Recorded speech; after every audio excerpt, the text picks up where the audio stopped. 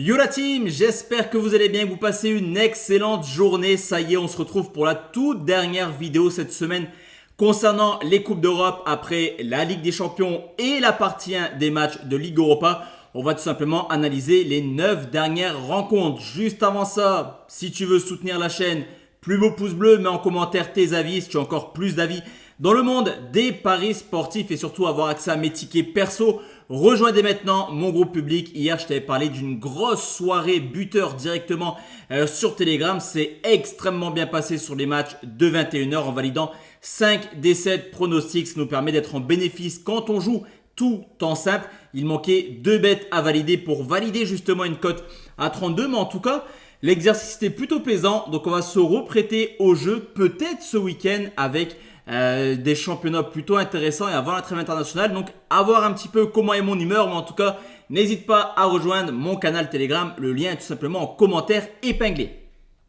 On commence tout de suite cette vidéo par Bilbao qui joue contre l'AZ Alkmaar après un très bon match nul du côté de la Roma. Forcément, Bilbao a à cœur de confirmer ce bon point pris à l'extérieur par une victoire à domicile. Ça tombe bien, les Basques à domicile, c'est quand même une grosse valeur sûre. Une seule défaite en 2024. À domicile, c'était contre l'Atlético de Madrid. Surtout que même si l'AZ Alkmaar fait un très bon début de saison, que ce soit en championnat mais également en Coupe d'Europe avec une victoire 3-2 contre Elfsborg. La semaine passée, on a quand même une équipe qui monte ses limites à l'extérieur. On l'avait vu l'an passé en championnat avec des défaites au PSV et au Feyenoord. On l'a vu également en Conference League avec 3 déplacements en phase de poule pour 3 défaites. Forcément, pour moi, Bilbao est supérieur et devrait s'imposer ses côtés à 1,66. Le Beşiktaş d'Istanbul qui reçoit Francfort. Déjà, urgence de points pour les deux clubs. Beşiktaş qui a pris une lourde défaite, un 4-0 quand même du côté de l'Ajax, alors que Francfort a perdu 2 points bêtement à domicile contre Pilsen. Alors la défaite de Beşiktaş, elle s'explique en grande partie à cause du turnover. Je ne pense pas forcément qu'ils vont réitérer ce genre de stratégie au vu de la défaite du côté de l'Ajax. Et on le sait également, un peu comme Bilbao, c'est vrai que Beşiktaş à domicile, c'est quand même une machine à but. On le voit depuis le début de saison. D'ailleurs, c'est une équipe qui réalise un très beau début de saison en Turquie. Mais à côté de ça, cette équipe de Francfort, elle a quand même la particularité de marquer beaucoup à l'extérieur. Sur les 4 dernières rencontres, elle a toujours marqué au moins 2 buts. Et comme je te l'ai dit, il y a un peu une urgence de points. Et même si Francfort joue le Bayern Munich ce week-end, on l'a vu contre Pilsen, ça met l'équipe type. Donc à mon avis, il n'y aura pas de turnover du Beşiktaş et de Francfort. Le match devrait être plutôt sympa. On va prendre les deux marques à 1,51. On enchaîne avec Elfsborg qui reçoit l'AS Roma. 2 tirs, 2 buts, 2 tirs cadrés pour Elfsborg contre cette équipe de l'AZ, une équipe de Elfsborg qui a montré justement son efficacité lors de cette rencontre. Et c'est une efficacité qu'on voit quand même assez souvent dans leur championnat. On avait besoin d'avoir confirmation en Coupe d'Europe. C'est ce qu'il s'est passé du côté de l'AZ. Pour la Roma, forcément, bon, il n'y a pas urgence de points. Il y a eu un match nul à domicile contre Bilbao. Mais il serait quand même bien inspiré de s'imposer chez une équipe du chapeau 4 forcément pour la Roma et qui est grandissime favori. Cependant, attention parce que la Roma actuellement, c'est pas forcément une équipe extrêmement sereine. Je ne vais pas me positionner sur une victoire de la Roma. Cependant, je ne les vois pas perdre quand même du côté de Elfsborg. Même si la Roma tourne au ralenti actuellement, ils ont quand même la capacité de ne pas perdre en Suède. Mais le nul n'est pas exclu. Donc je vais prendre nul ou Roma et plus d'1,5 but. Le petit match nul, honnêtement, ça ne m'étonnerait pas du tout et c'est coté à 1,53. Porto qui reçoit Manchester United. Alors, quel Manchester on va voir ce week-end? Enfin, en tout cas, cette semaine. Est-ce qu'on va voir le Manchester qui avait laminé une équipe en coupe sur le score de 7 buts à 0? Ou alors, est-ce qu'on va voir Manchester qui s'inclinait lourdement à domicile contre Tottenham?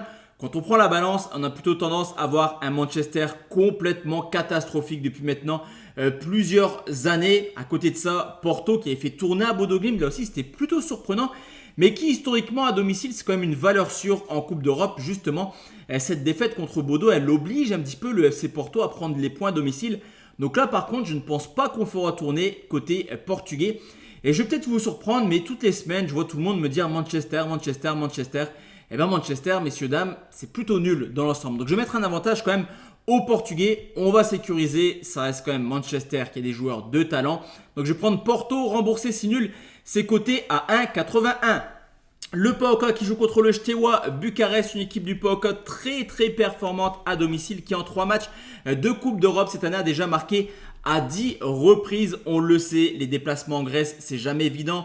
Et cette statistique-là de voir le PAOK marquer à domicile, on l'a ressenti également l'an passé avec 8 buts en phase de poule, mais également 5 buts inscrits contre Zagreb en 8e de finale. Donc ça reste une équipe très performante à domicile.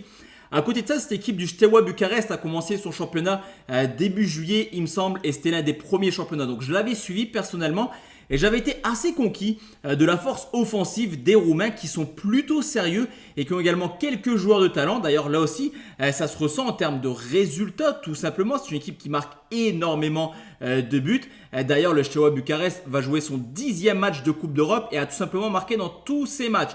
Donc pour moi, le duel va être plutôt sympa et je vais prendre un plus de 2,5 à 1,70. Pilsen contre Ludo Goretsk. Au vu du calendrier des deux clubs, honnêtement, c'est victoire ou quasiment élimination parce que ce soit Pilsen ou Ludo Goretsk. La campagne européenne a plutôt mal compensé en termes de points. Certes, un point à Francfort, mais ça reste qu'un point. Défaite pour Ludo Goretsk à domicile contre le Sparta Prague. Et comme je te l'ai dit, le calendrier est tout simplement démentiel. Donc on a quand même deux équipes qui ont la confiance en eux. Pilsen, en République tchèque, ça se passe plutôt pas mal. Je te l'ai dit, match nul à Francfort. Donc c'est une équipe qui surfe quand même sur une très belle dynamique. Mais Ludo Goretsk, c'est pas mal également. Il reste sur 2 victoires de suite en Coupe d'Europe à l'extérieur. Ils sont leaders en Bulgarie. Donc deux équipes qui voudront forcément acquérir leurs 3 premiers points. On va prendre les deux marques à 1,81. Rangers, Lyon, je t'en ai parlé en début de vidéo. Mon canal Telegram. Et sur ce canal-là qu'on va parler tranquillement de Rangers contre l'Olympique Lyonnais. Donc si tu veux disposer de mon avis, tu sais ce qu'il te reste à faire, rejoins-le directement via les commentaires épinglés. On termine cette vidéo avec 2 rencontres, c'est l'Union Saint-Gilloise qui joue contre Bodo Glimt, match plutôt joker pour Bodo, on va pas se mentir parce que logiquement à domicile ça perdait contre Porto et les points, fallait aller les chercher du côté de l'Union Saint-Gilloise. Avantage à Bodo qui après sa victoire 3-2 peut prendre 6 points quand même dans cette compétition en cas de victoire, et moi je les vois attaquer très fort cette équipe norvégienne qui ne nous déçoit jamais en Coupe d'Europe offensivement. C'est une équipe qui gagne rarement, c'est une certitude, il y a eu cette victoire contre Porto, mais c'est quand même une équipe qui va de l'avant. À côté de ça, l'Union Saint-Gilloise, après une série complètement dingue de 2 buts marqués sur les 7 derniers matchs, a enfin retrouvé les chemins des filets en disposant de Courtrai sur le score de 3-0. Et ça reste une équipe de l'Union qui avait fait vraiment jeu égal avec Fenerbahçe.